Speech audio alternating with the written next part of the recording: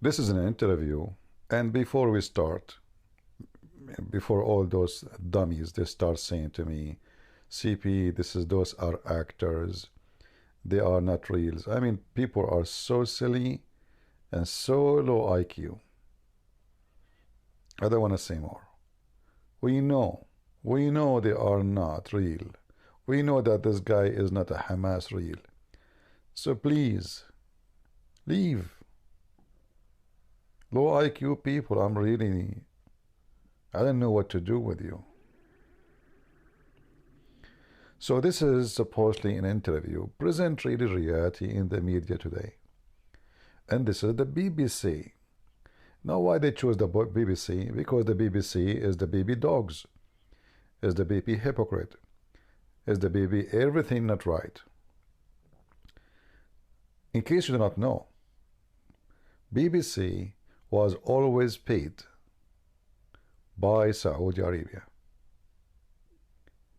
In fact, Al Jazeera TV, which you know very much, opened immediately when Saudi Arabia one day get upset after an interview with someone who opposed the royal family. And then the government of the BBC, which is England, they said to the employees, well, you know what? The Saudi are not paying us. We will not pay you. Find a job. Then all the employees of the BBC been hired immediately with a very good salary from Al Jazeera TV, which is a terrorist organization.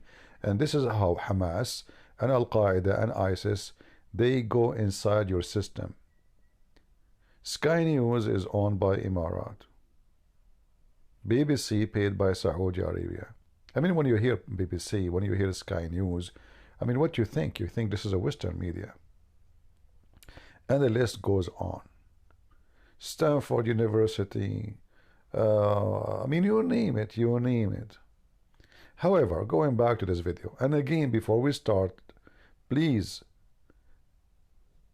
the silly ones who want to say to me, those are not real Hamas. We know.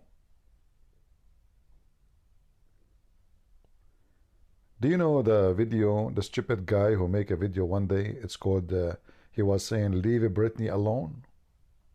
She is a human.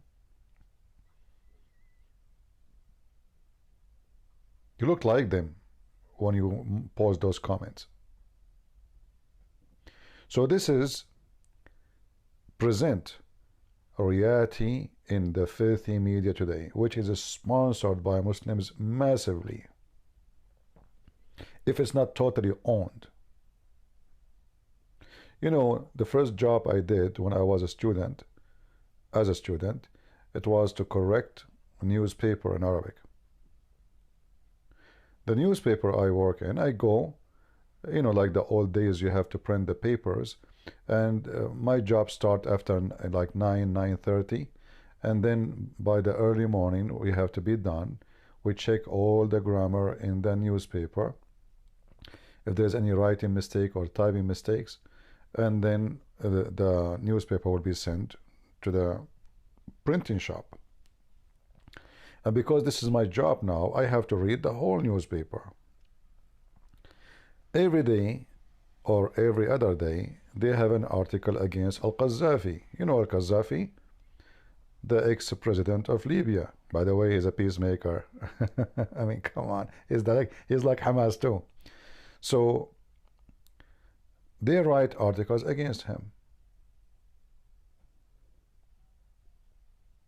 He is evil, he is dictator, he is bad, he is a scumbag. He is trying to replace Allah by his book. It's called the Green Book, you name it. Then one day, suddenly I start reading articles, again doing my job, that Al-Qaddafi is an amazing person. He made Libya into a green land. He even make a river in the deserts.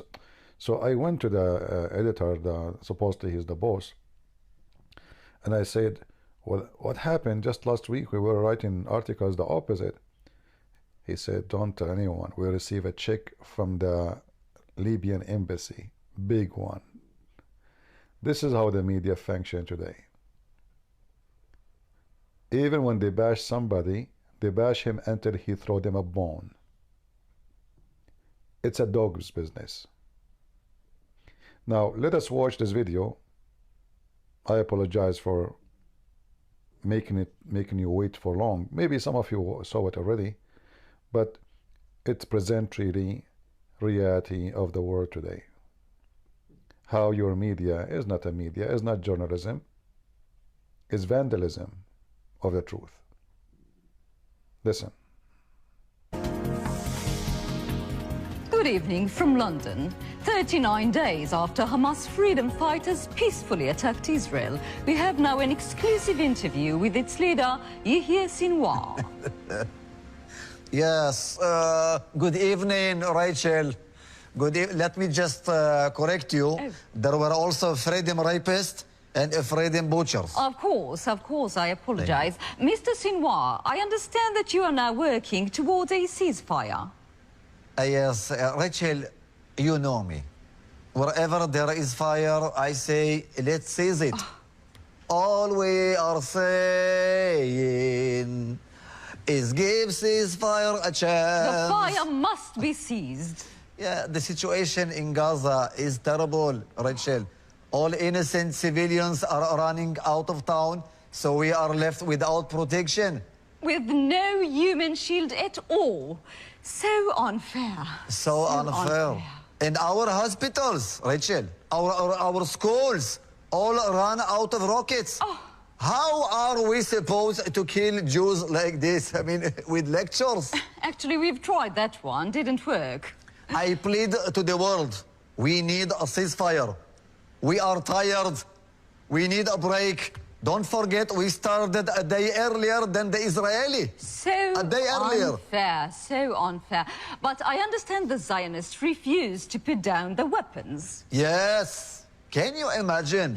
Can you imagine? All we want is a little time to rearm before we continue to kill them, and they won't let us.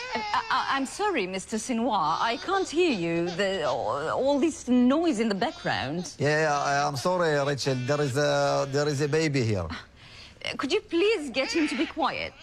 Yeah, I wish I could. He's not mine, and his mother is in Israel. Never mind. Okay, look, it's really hard to conduct an interview with this noisy kidnapped baby. Is he always like that? Oh, at night, it's even worse, Rachel. Every time we fire a rocket, he wakes up. Oh, no. I didn't have one good night sleep in a month. Wait, are you telling me that there is an Israeli baby that's torturing you by sleep deprivation?